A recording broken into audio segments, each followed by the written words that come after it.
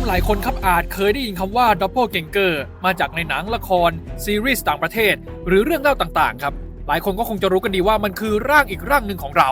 หรือร่างซ้ำของเรานั่นเองและไม่เกี่ยวข้องกับทางสายเลือดเราด้วยแต่เรื่องราวของ Doppelganger นั้นมันก็ยังมีสิ่งที่เราอาจยังไม่รู้อีกมากครับแท้ที่จริงแล้ว Doppelganger นั้นคืออะไรกันแน่โลกใบนี้ยังมีตัวตนของเราอีกคนจริงเหรอ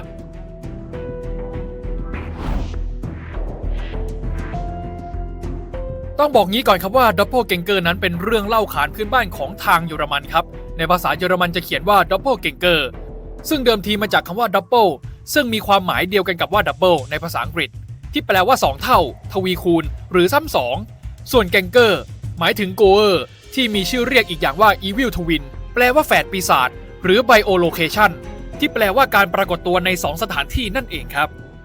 แนวคิดที่ว่า Doppelganger คือร่างของปีศาจนั้นมันมาจากงานเขียนของ Francis Greuze ครับจากเรื่อง A Provincial Glossary ช่วงปี 1978 ครับแต่ในตอนนั้นใช้ศัพท์ภาษาอังกฤษว่า fetch ไม่ได้ใช้เป็น Doppelganger ครับคำว่า fetch นี้ใช้บรรยายถึงผีของคนเป็นซึ่งเป็นแนวคิดเดียวกันกับ Doppelganger โดยนักวิเคราะห์เขากล่าวกันว่าร่างซ้ำเหล่านี้สะท้อนให้เห็นถึงตัวตนที่2ของแต่ละคนและแนวคิดร่างเสมือนนี้ยังมีปรากฏอยู่ในความเชื่อโบราณของอียิปต์ด้วยนะครับเรียกว่าคาหมายถึงวิญญาณที่มีเรือนร่างและตัวตนที่สัมผัสได้และยังมีความทรงจำเกี่ยวกับร่างต้นอีกด้วย Doppelganger ครับเป็นคำที่ใช้เรียกปรากฏการณ์ที่มนุษย์คนหนึ่งเนี่ยมีตัวตนหรือปรากฏเพิ่มขึ้นมาอีกร่างหนึ่งในเวลาเดียวกันแต่ต่างสถานที่ครับ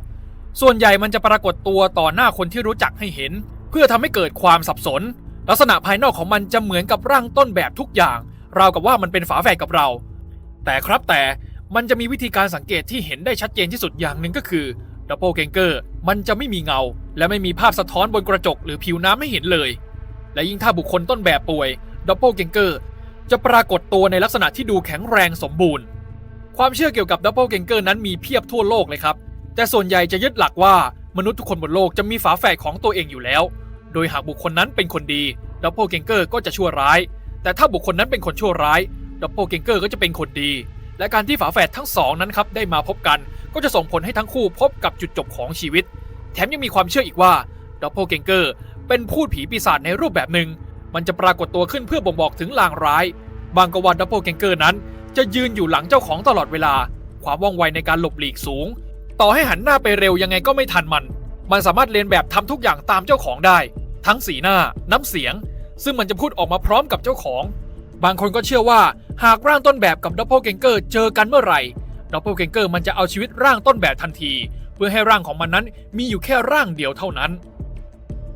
แต่ในอีกมุมหนึ่งนะครับเขาก็เชื่อกันว่า Doppelganger เนี่ยคือสิ่งที่ถูกสร้างขึ้นมาเพื่อคอยช่วยเหลือมนุษย์ไม่ให้รู้สึกโดดเดี่ยวจนเกินไปเพราะมันจะรับฟังสิ่งที่เราพูดทุกอย่างแม้แต่ในสิ่งที่ผู้อื่นไม่อยากฟังและจะคอยตอบคำถามของเราตลอดจากคำถามที่คนอื่นๆไม่อยากจะตอบบางครั้งตอนที่ฉุกเฉินมันก็จะช่วยเหลือเราด้วยเช่นรอดตายแบบเฉียดฉิวจะทั้งรู้ตัวหรือไม่รู้ตัวก็ตามเป็นเพราะ Doppelganger พุ่งออกมาเร็วกว่าและหยุดยั้งเราเอาไว้ได้บางคนเชื่อว่า Doppelganger นั้นอาจจะเป็นตัวตนที่ไม่ได้มาในรูปแบบของกายภาพเห็นเป็นตัวเป็นตนแต่เป็นบทบาทหรือลักษณะนิสัยที่เราแสดงออกไปโดยที่เราไม่รู้ตัว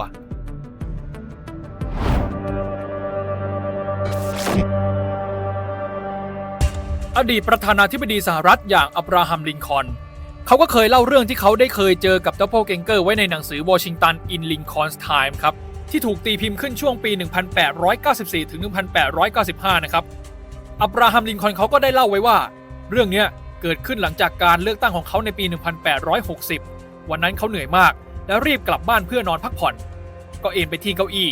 แล้วเขามองไปที่ในกระจกในห้องเห็นเงาสะท้อนของตัวเองเกือบเต็มร่างแต่ใบหน้าของเขานั้นกลับมี2เงาสะท้อนแยกออกจากกันและมีระยะห่างปลายจมูกห่างกันราว3นิ้วเขาตกใจมากจึงลุกขึ้นและตั้งใจมองไปที่กระจกแต่ภาพนั้นกลับหายไปและเมื่อเขากลับมานั่งเอนอีกครั้งหนึ่งเขาก็เห็นภาพแบบเดิมอย่างชัดเจนชัดกว่าก่อนหน้านี้ที่เขาเห็นเขาจึงสังเกตเห็นว่าอีกใบหน้าหนึ่งที่แยกออกมานั้นเป็นใบหน้าที่ซีดมากและเมื่อเขาลุกขึ้นอีกครั้งภาพในกระจกนั้นก็หายไปอีกเหมือนเดิมตรงนี้นะครับภายหลังก็มีคนมาแซวกันว่าลินคอล์นเนี่ยอาจจะเหนื่อยกับงานจนเบลอก็ได้นะหรืออีกเรื่องหนึ่งครับคือเรื่องราวของเอมิลี่ซาเกตคนรอบตัวเธอหลายๆคนเนี่ยพบเห็น Doppelganger ของเธออยู่หลายครั้งครับเธอเนี่ยทำงานเป็นครูอยู่ในโรงเรียนในปี 1845 นะครับมีนักเรียนบอกว่าเห็นเอมิลี่อีกคนนึงยืนอยู่ข้างๆร่างต้นแบบของเธอ และลอกเลียนพฤติกรรมของเธอด้วยเอมิลี่บอกว่าระหว่างที่ร่างซ้ำของเธอปรากฏขึ้นนั้นเธอจะมีอาการเวียนหัวและทำอะไรแทบไม่ได้เลยและยังมีอีกหลายครั้งครับที่มีนักเรียนเห็นคุณครูเอมิลี่นั่งอยู่บนเก้าอี้ในห้องพักครูขณะที่อีกร่างนั้นอยู่ที่สนามหญ้านอกอาคารเรื่องราวของเธอถูกพูดถึงกันเป็นอย่างมากครับจึงเป็นเหตุผลที่ทำให้เอมิลี่ต้องย้ายโรงเรียนอยู่บ่อยๆจากที่เล่ามาทั้งหมดนะครับมันยังมีรายละเอียดที่ซับซ้อนอีกเยอะแต่มันก็พอจะสรุปได้แบบนี้ครับว่าดับเบิลเกงเกอร์เนี่ยมันคือความเชื่อที่ว่าคนเรามีเงาหรือตัวตนของเราในอีกรูปแบบหนึ่งที่หน้าตาเหมือนกันแต่อาจจะมีนิสัยที่ตรงข้ามกันบางคนก็เชื่อว่าเป็นลางบอกเหตุร้ายบางคนก็เชื่อว่าคอยช่วยเหลือร่างจริงร่างต้นแบบแต่ในทางวิทยาศาสตร์ครับเขาก็ถือว่าดับเบิลเกงเกอร์เนี่ยมันเป็นอาการทางจิตชนิดหนึ่งที่เห็นภาพหลอนของตัวเองแต่ทั้งนี้ทั้งนั้นครับคุณผู้ชมไม่ว่าดับเบิลเกงเกอร์จะมีอยู่จริงหรือไม่นั้นไม่ใช่เรื่องสำคัญเลยครับแต่การมีสติอยู่ตลอดเวลานั้นเป็นสิ่งที่สำคัญและทำได้จริงๆสตินี่แหละครับมันจะเป็นสิ่งที่ช่วยให้เราสามารถผ่านเหตุการณ์ร้ายต่างๆไปได้ในที่สุดครับมาร่วมสนับสนุนท็อปนิวส์นำเสนอความจริงได้แล้ววันนี้เพียงกดปุ่ม Super Thanks แล้วเลือกจำนวนเงินตามที่ต้องการได้เลยครับขอบคุณครับ